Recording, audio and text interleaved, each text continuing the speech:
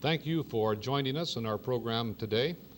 We have the distinct privilege of having with us Mr. Ansel Adams. The photography began with an interpretation, very personal, and recording of the mountain experiences, and then finally, gradually built into a creative attitude.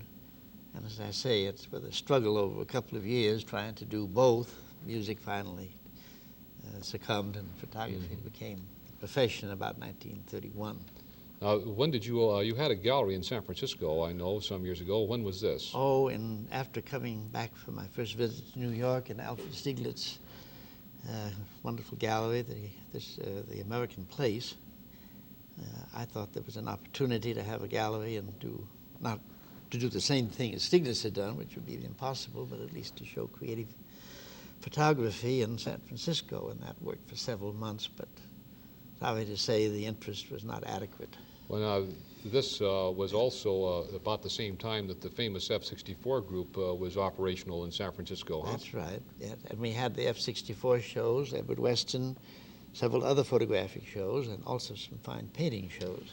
Mm-hmm. You mixed we mixed the media. The media, I think this is really extremely good, and today we see a renaissance or a re-establishment, I think, of the photographic medium as a major art expression. It's coming. And it is. And then, in addition to your work in the early times with F-64, you gradually began also thinking about teaching. Yes, that was a very interesting phase. I must say the F-64 group with Edward Weston, Willard Van Dyke, Imogen Cunningham, a few other people, really made quite an impression. We had no idea the impression we were to make in photography. And it was a very sensible development. After about a year, we decided we had done our job and we just folded up. We were no formal organization whatsoever. But the idea of straight photography was terribly important in that period because of the dominance of the pictorial approach. Mm-hmm. And I think that that experience was very important to many people, and this is where you began to think about teaching workshops? Yes. Well, the teaching began at the Art Center School, and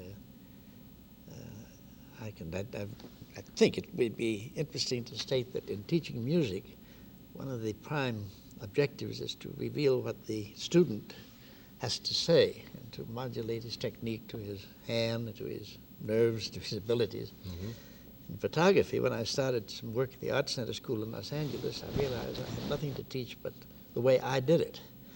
And that would result in an imitative result, I think, which would be rather sad.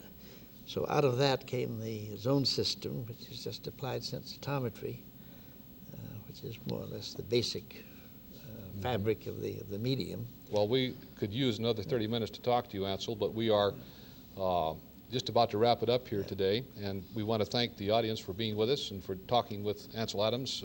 We appreciate so much your coming along and talking to us a little bit. Well, it's a great pleasure. Good. Thank you.